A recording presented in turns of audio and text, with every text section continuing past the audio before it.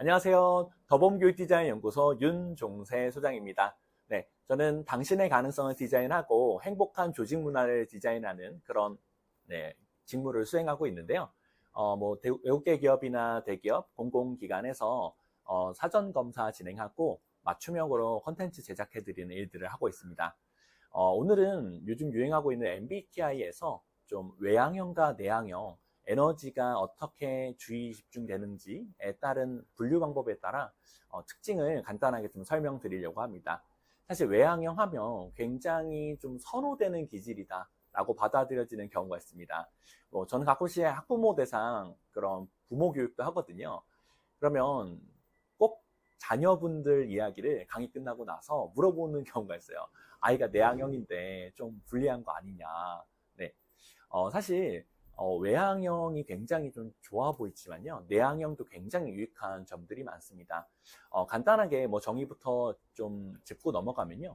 외향형은 활발하다, 말이 빠르다, 굉장히 적극적이다, 사회 참여적이다, 이런 보통 인터넷에 알려진 그런 정보들이 많은데요. 사실 외향형을 나누는 기준은 외부로부터 에너지를 충전하는 방식. 쉽게 제 강의 때 예시로 좀 설명하면요. 무선 충전 혹은 빨대 꽂기라고 표현할 수 있습니다. 예를 들어 새벽 3시 반까지 손흥민 선수 경기를 보다가 한 3시간 반 자고 아침 7시에 일어난 윤 대리라는 사람이 있다고 가정해 보겠습니다. 그 윤 대리는 아침에 딱 일어났어요. 비겼는데 보지 말걸. 괜히 잠만 못 잤네. 이렇게 후회할 겁니다. 생체 에너지가 한 30% 정도 찼겠죠. 네, 지옥철을 타고 출근하는 내내 그냥 축구 경기 보지 말걸. 이런 생각 되게 많이 했을 겁니다. 네, 1층에 도착해서 사원증을 찍을 때까지만 해도요. 에너지는 여전히 30%일 겁니다. 하지만 6층 본인 사무실의 엘리베이터에 내려서 들어가는 순간 거기서 만나는 수많은 동료들에게 인사를 하면서 안녕하세요 하면서 에너지를 흡입하는 겁니다. 그래서 업무 시작하기 전에 한 20분 만에 30%였던 에너지를 한 87% 충전하는 거죠. 그 후에 점심 먹는 척 하면서 사실 옆 사람에게 빨대를 꽂고 에너지를 흡입하는 겁니다.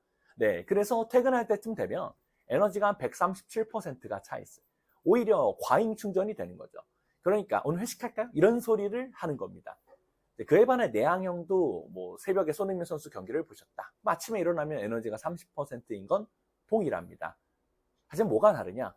1층에서 큰 한숨과 함께 사원증을 찍기 전에 다짐을 합니다.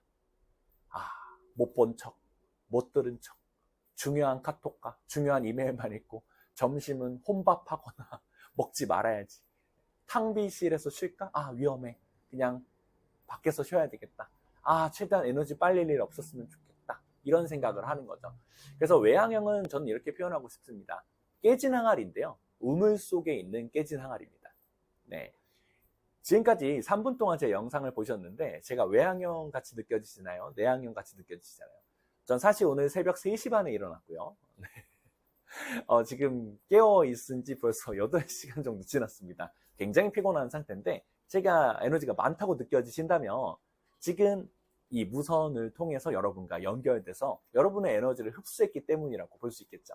하지만 이게 2분 안에 영상이 끝나면 저는 굉장히 피곤한 모습으로 돌아갈 겁니다. 이게 외향형의 본질입니다. 현재 에너지가 아니라요. 에너지를 충전하는 방식이 외향형입니다. 내향형은 어떻게 표현할 수 있냐면요. 초고속 충전기인데 유선 충전형이라고 보시면 됩니다. 익숙한 공간인 집, 익숙한 여자친구나 아내, 집이라는 공간, 혹은 특정한 나만의 공간에서 충전이 굉장히 잘 되는 겁니다. 네, 그래서 그분들은 사람을 싫어하는 게 아니라요. 조금 더 안전하게 빨리 충전할 수 있는 공간이 있는 거죠. 그래서 외향형 분들이 조금 에너지가 적어 보이는 건 사실 아껴야 되기 때문이라는 거죠. 그래서 내가 왠지 관심을 기울여 줘야 되거나 뭔가 말을 걸어줘야 된다는 부담감을 가지지 않으셔도 됩니다.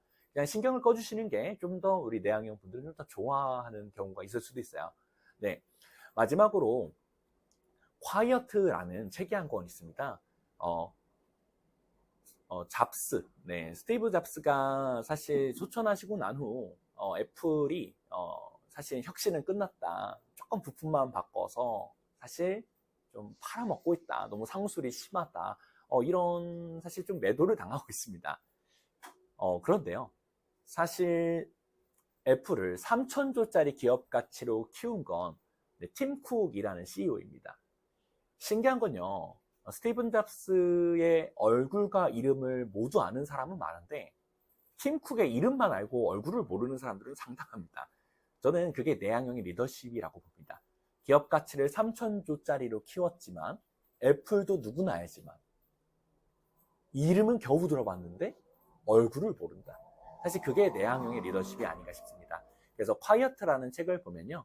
빌 게이츠나 워렌 버핏, 방금 말씀드린 팀 쿡처럼 내향형이지만 굉장한 영향력을 미치는 사람들에 대한 이야기들이 나옵니다. MBTI M 기본형 검사가 존재하고요. 네, 144문항짜리 폼 Q 전문 해석 보고서가 존재합니다. 네, 그 검사를 해보면 외향형인데 밀접한 관계를 선호하는 사람들은요. 회사에서는 되게 외향형인 것 같은데 퇴근하면요. 절대 사적으로 밥을 안 먹어요. 그거 마치 내향형 같지 않으신가요? 외향형이지만 사람 싫어하는 사람이 있습니다. 네, 그에 반해 내향형이지만요. 회식도 좋아하고 볼링 동아리 회장도 하고 주말 책 모임 리더도 하고 그런 사람들이 존재합니다. 바로 방금 말씀드린 그런 내향형 리더들은 내향적 성격이 한 7, 80% 있더라도요. 외향형의 성격처럼 우리가 알고 있는 다양한 관계에선 점수가 높은 사람이라는 거죠. 그래서 사실 외향형과 내향형을 나눌 때는 그냥 검사를 해봤는데 내가 뭐 외향형이 나왔다 이런 게 중요한 게 아니라요. 몇 대 몇의 비율로 정식 MBTI 검사 기준으로는 30점이 외향형, 내향형의 만점입니다. 그래서 사실 30점이 만점인 사람 외향형과 30점이 만점인 내향형, 그 60점의 간극의 기준으로 보통 인터넷 설명이 나와 있어요. 근데 사실 우리는 30점인 사람은 드물고요. 그 사이에 5점인 사람도 있고 심한 경우에는 1점인 사람도 있습니다. 그렇다면 외향, 내향을 필요한 걸 꺼내서 직무에 맞춰서 얼굴에 탈을 쓰듯 페르소나로 이렇게 사용하는 경우라고 볼 수도 있고요. 두 개를 워낙 잘 써서 자유자재로 쓴다.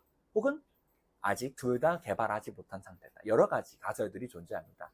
그래서 기본적으로 내가 나 자신에 대해서 인지하는 능력, 이 메타 인지가 좀 있으셔야 정식 검사를 해도 의미가 있습니다. 그렇지 않다면 사실 검사 결과가 오히려 자기 자신의 걸림돌이 될 수도 있습니다. 그래서 가장 중요한 건 자기 자신에 대한 이해, 메타 인지라는 걸 꼭 기억해 주시고요.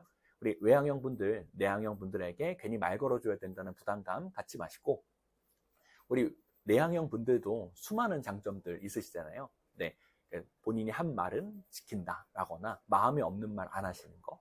네, 그리고 신중하게 정리해서 정확하게 생각과 일치하는 문장을 구사하실 수 있는 능력 등등 수많은 역량들이 있거든요. 그래서 실제로 조직 문화 진단을 해보면 임원분들이나 부장 이상급의 내향형 리더들, 상위 리더십이 최상위 리더십이 포진해 있는 경우 굉장히 많습니다. 그래서 혹시 내향형 성격을 가지시더라도 사회적으로 외향형이 좀 유리해 보이지만요. 꼭 그런 건 아니라는 거 기억해 주시면 좋을 것 같습니다. 네, 이야기가 좀 길어졌는데요. 행복하게 여러분들의 가능성을 디자인해 나가시면 좋을 것 같고요. 네, 저는 더봄 교육디자인연구소 윤종세 소장이었습니다. 감사합니다.